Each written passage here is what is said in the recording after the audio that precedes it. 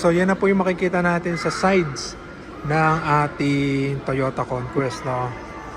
So kung babalikan natin yung mga naunang lumabas, hindi siya ganyan kataas, hindi ganyan yung mga design natin, and wala siyang mga ganong kadaming special features unlike this. So tara, so naka smart entry na rin siya. Buksan natin yung hood. My problem is yung hood natin,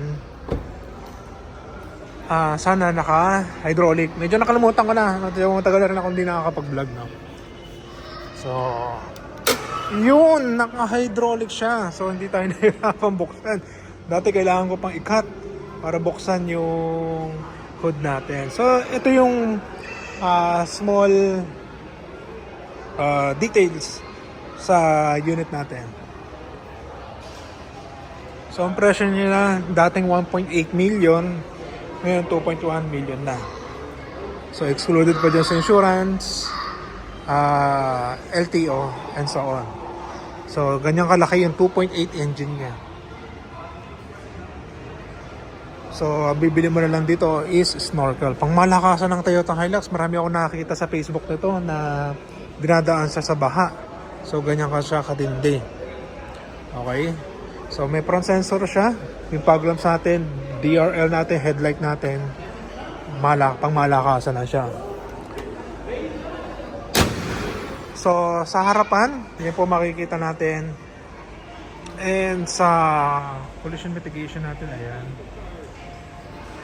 Collision mitigation is stand for, ano yan, pag merong object sa harapan o biglang huminto yung sasakyan sa harapan natin, magti-trigger siya na mag-auto brake. So, sub kayo ha, just take note. So, sa fender natin, grabe. Hindi ganyan dati, ano, ayan. Inaangguluhan natin. So hindi mo na kailangan bumili ng mudguard para sa unit natin na to. And ang size ng gulong na natin na naka-alloy wheel is R18. And please take note na naka-equip na rin siya ng 360 degree camera. So check na natin sa harapan din. Medyo hindi ko nasabi. So ayan. Driver side, tignan natin. Ayan. So naka-leather na rin siya. No need for seat cover. Please, huwag nyo na palagyan ng seat cover to, papangit. Yung pre-seat cover natin is hindi naman ganun kaganda rin. Kulay gray lang siya. One thing na gusto ko kay Hilux tsaka kay Fortuner is meron siyang lagayan ng drinks. Yung nasa taas, drinks po ha. Yung nasa baba, ito, dokumento, ha? So, yung lamig nito is nakadepende sa lakas ng aircon natin. Okay? So, syempre, yung likod natin, hindi na siya nare-recline, ha? Ayan.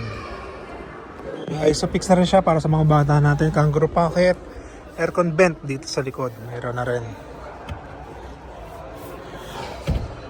So pag apat lang kayo, dalawa lang kayo sa likod, ibig sabihin ng apat, 1, 2, okay, 3, 4. So meron tayong armrest dito and lalagyanan ng cup holder natin, bottle holder dito.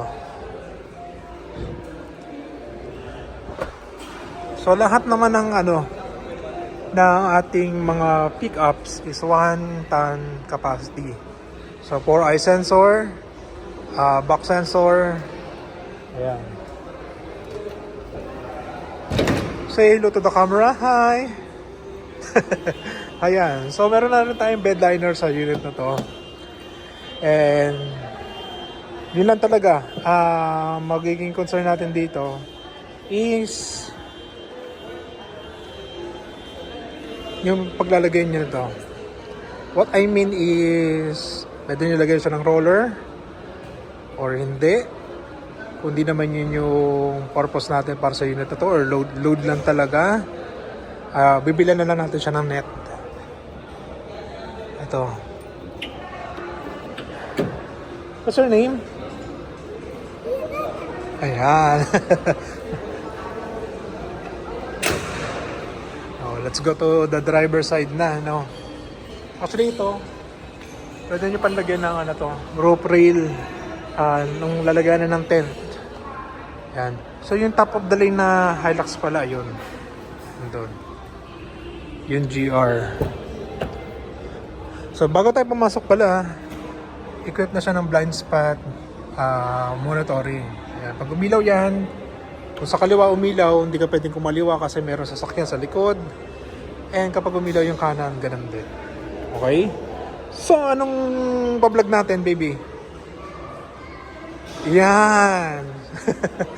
So naka-equip na rin tayo ng electronic assist sa ating upuan. So here are some the controls. The view ng camera, blind spot monitoring, pag may ingay yung ating reverse yung mga reverse sensor or front sensor, pwede natin pindutin to na kung naiirita tayo.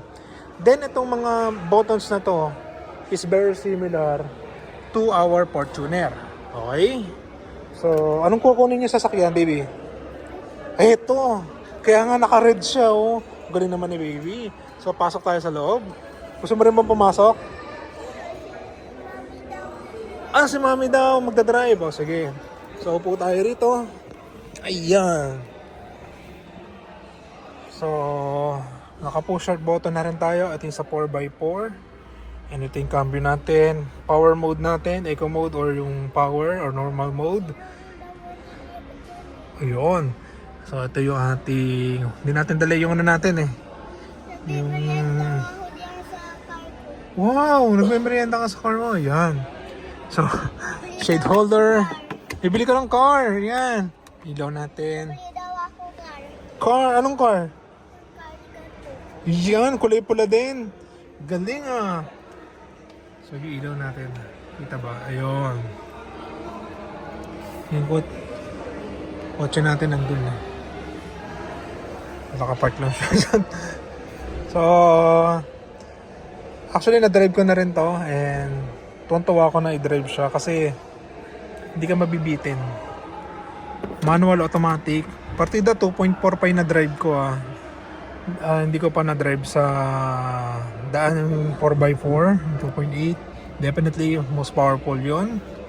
And yung arangkada nung napakabilis.